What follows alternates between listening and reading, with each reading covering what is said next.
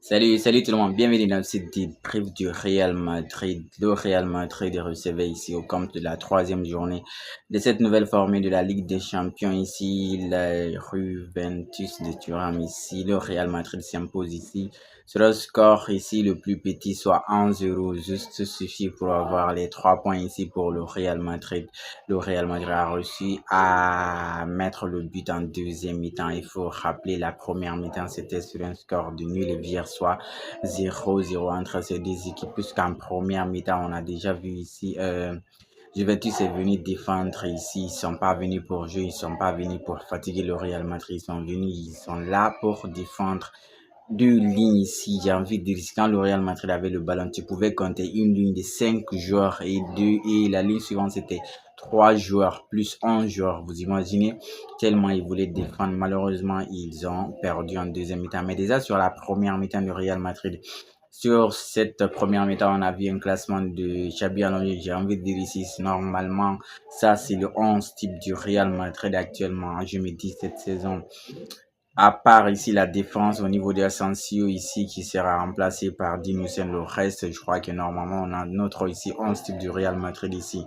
On se demande si ça va être constant pour le prochain match qui sera ici le match de Classico face au Barça. Mais là, le Real Madrid s'est géré en première mi-temps puisque le Real Madrid, sans surprise, comme j'ai dit, ils ont eu le ballon, ils ont dominé, mais il y a toujours des lacunes du côté du Real Madrid et ces lacunes, je vais déjà les rappeler, je vais déjà vous les dire, c'est quoi? C'est la transition défensive du Real Madrid jusqu'à présent. Xabi Alonso, c'est pas encore travaillé. Xabi Alonso, il fait du Carlo Ancelotti. Jusque-là, on n'a pas vu Xabi Alonso boule, on n'a pas vu la patte de Xabi Alonso. Le Real Madrid en première mi-temps, quand ils perdent le ballon, c'est pas possible. Il se replie pas très vite ici. C'est très dangereux parce que quand tu prends les deux lignes, la ligne du milieu et la ligne de l'attaque, c'est les seuls qui reviennent ici. Les attaquants ne reviennent pas si vite. Et ça, si tu as affaire à des équipes qui sont tueurs devant la surface de réparation, tu as des équipes, tu as des joueurs qui vont rapides, ça va faire mal derrière. Mais c'était pas possible. Il y avait trop d'espace. En plus, quand le Real Madrid joue, il n'y a pas de mouvement, il n'y a pas de fond de jeu. Tout ce que le Real Madrid fait actuellement ici, c'est sur l'individualité, c'est sur le niveau des joueurs ici, parce que le Real Madrid a des top players sur toute la ligne, sur tous les postes ici. C'est ce qui fait que le Real Madrid avait en s'en sortir.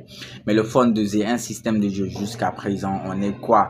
À la troisième journée de la Ligue des Champions ici, on est à la 8e journée de la Liga, si je dis pas de bêtises. Jusqu'à présent, on n'a pas vu la patte Xabi Alonso, on n'a pas vu ce que le Real Madrid a exactement. Donc c'est le même Real Madrid, j'ai envie de dire ici, sauf et maintenant, c'est sous la direction de Xabi Alonso. En première mi-temps, les 15 premières minutes ici, le Real Madrid était presque observateur, mais ils sont montés en puissance au fur et à mesure. Ils ont eu le ballon, ils récupéraient maintenant beaucoup plus les ballons. Le pressing était beaucoup plus coordonné.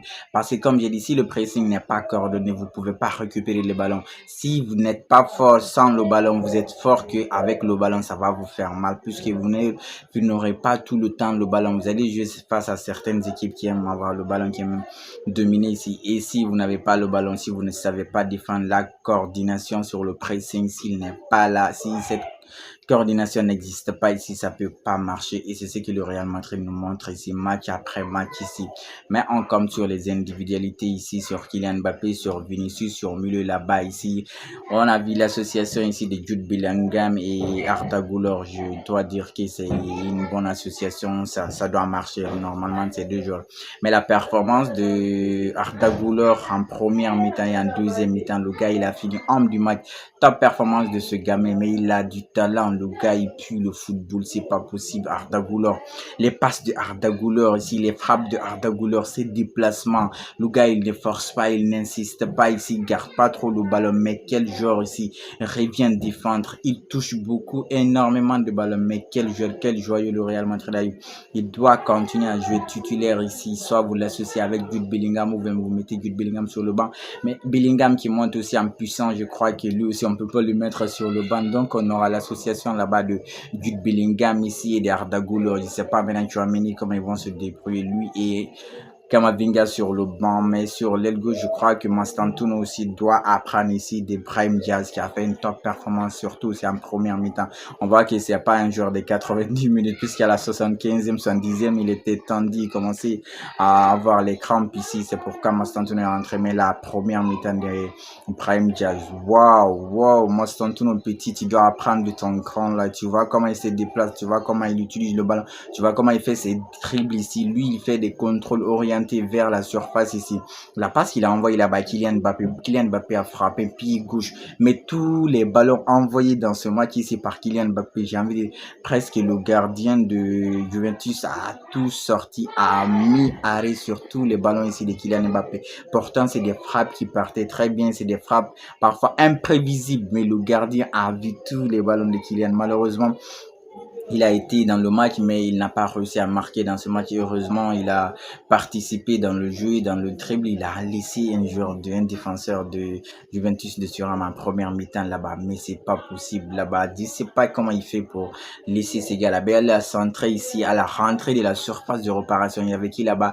Eder Militao au plat du pied, sécurité. Il n'a même pas réussi à cadrer ça. En première mi-temps aussi, l'autre joueur qui était dangereux, surtout sur les actions, sur les occasions, c'est bien sûr ici Tchouaméni. Sur les corners, il y a 2 corners là-bas. C'est 2 coups de tête de Tchouaméni, très dangereux ici. Il y a aussi une frappe de Tchouaméni. C'est de vous dire qu'en premier mi-temps, c'était le plus dangereux en termes d'efficacité et d'occasion devant le but ici. Mais qu'il en a eu des occasions. Arda Güler, Brahim Diaz, Vinicius en première mi-temps, c'était comme ci, comme ça. Mais à la deuxième mi-temps, wow, ils ont changé. Deuxième mi-temps, ils ont recommencé sur les mêmes bases. Ils ont continué à pousser, ils ont dominé. Parce que si vous regardez le match réellement, ici, le Real Madrid a dominé ce match, le momentum du match.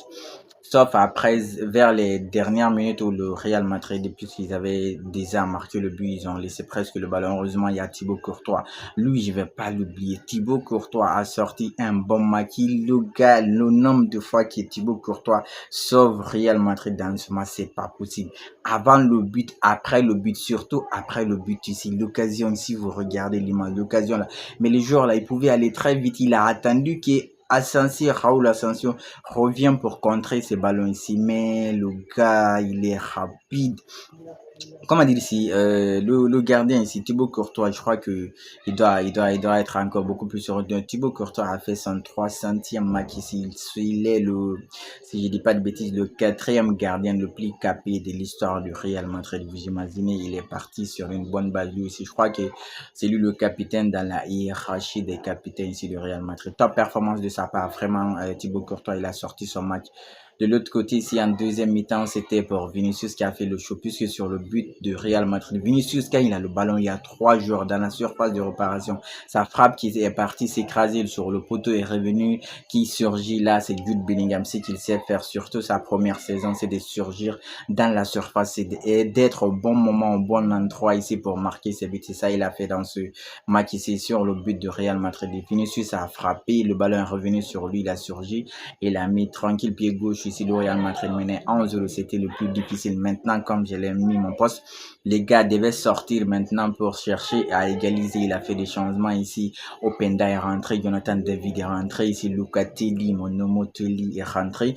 Du coup, ils ont essayé, malheureusement, Real Madrid a réussi à bien défendre. Il y a une occasion là-bas aussi de Vlahovic qui est parti en vitesse flèche avec Eder Militao. Eder Militao s'est géré là-bas. Heureusement, il a accompagné jusqu'au dernier moment et qui fait l'arrêt ici du match presque, j'ai envie de dire ici. C'est bien sûr Thibaut Courtois, sinon c'était le but pour Juventus. Vous imaginez? Sur cette action, je crois que aussi c'était Asensio, je crois qu'il serait avec sa vitesse, il aurait pu dépasser Vlahovic, mais Eder Militao quand même, lui, il faut reconnaître, il va pas trop vite, mais il a fait un bon match dans l'ensemble. Ils ont fait déjà pas trop compris les changements de Xabi Alonso qui sort ici Vinicius dans ce match. Dès qu'il est sorti, le Real Madrid était en train maintenant de subir puisque les joueurs montaient beaucoup plus avec la rentrée aussi de Francisco Conceição, le jeune portugais. Le Real Madrid quand même arrive à obtenir ici ses 3 points, 3 matchs, 3 victoires, ça fait 9 points sur 9. Ils sont quoi? 8e ou 7e dans le classement ici. En tout cas, ils sont dans le top 8 après les 3 journées ici. Le Real Madrid fait une belle opération en attendant le prochain match ici qui est le classique. On verra bien quel 11 type le gars va nous sortir. En tout cas, ce même 11 type doit débuter aussi devant Barça avec le retour de Dino Sem. Allez la famille, j'espère que vous avez apprécié ce débrief. En attendant le prochain, on continue de liker, on s'abonne surtout, on reste